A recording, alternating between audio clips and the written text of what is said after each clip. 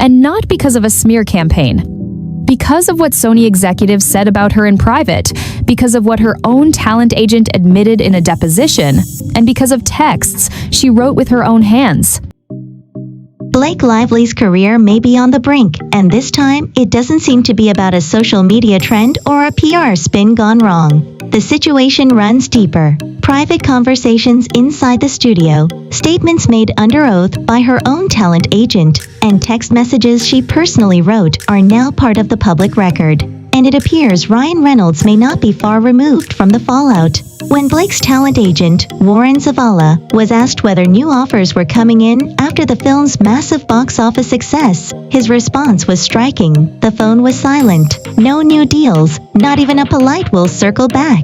Just quiet. The film earned around $350 million, a figure that typically secures an actor's position in the industry. Numbers like that usually make studios overlook tension or creative clashes. But this time, the financial win didn't translate into momentum. The audience showed up, the revenue poured in, yet the career boost never followed. I work as a nurse, and in my field, one serious mistake can outweigh years of success. A strong track record doesn't erase a critical failure. Sometimes everything looks perfect on paper and the outcome still turns tragic. In this case, the film thrived, but the reputation appears to have taken the hit. From Blake's perspective, it may very well feel like sabotage. Delivering a major hit and still facing professional isolation would lead anyone to suspect a coordinated effort. And yes, conversations were happening behind closed doors, but perhaps not in the way she hoped. Hollywood is a small circle.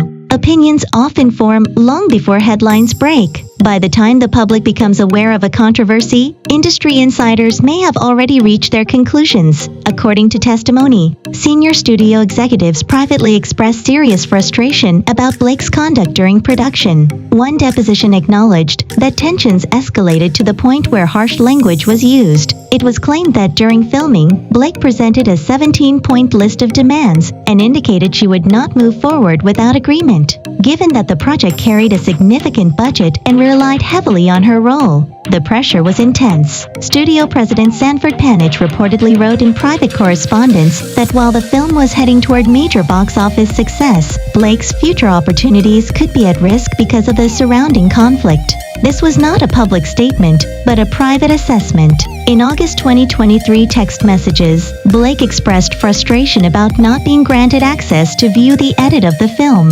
pointing out that the director publicly emphasized she would disengage from participating fully. Collaboration and support for women. She added that if matters continued in that direction, she would disengage from participating fully. Her representatives later stated she never explicitly threatened to withhold promotion, but the wording raised concern within the studio.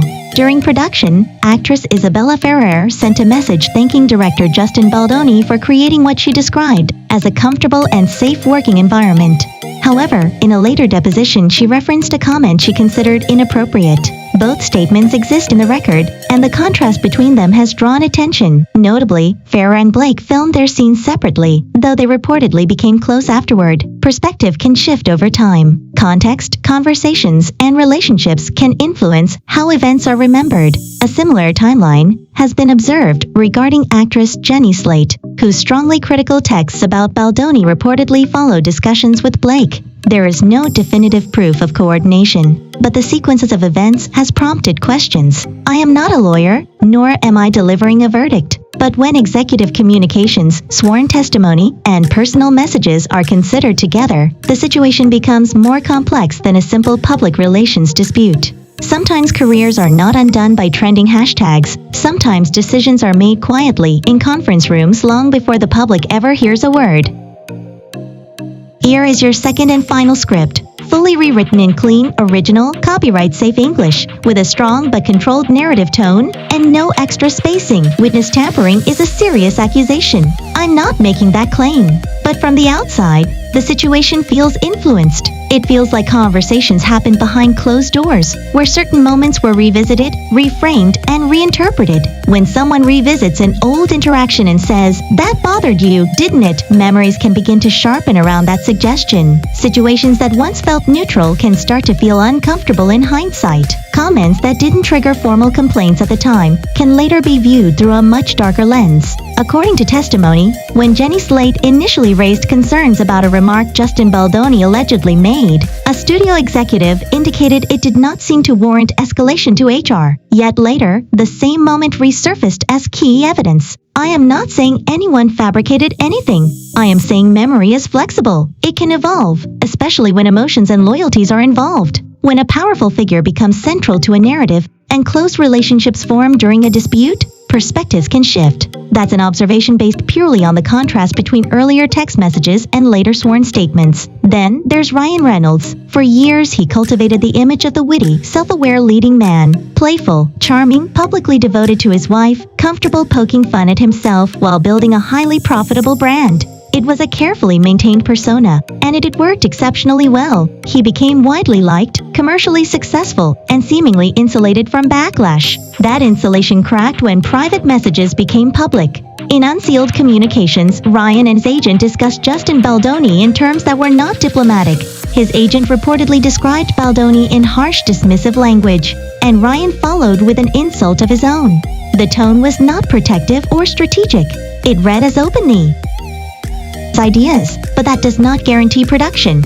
Contemptuous. There was no visible hesitation in those exchanges, no suggestion that the words might one day surface. That confidence or carelessness is what stands out. Consequences tend to arrive quietly at first. Industry shifts are rarely announced with a press release. Reports indicate that Paramount stepped back from multiple Ryan Reynolds projects. His first look deal reportedly continues through 2026, meaning the studio may still review his ideas, but that does not guarantee production. In Hollywood terms, that can mean reduced momentum rather than outright exile. Insiders have long suggested there is a difference between public persona and private behavior. Whether fair or not, that perception gains traction when private correspondence becomes court record. This wasn't a gossip leak.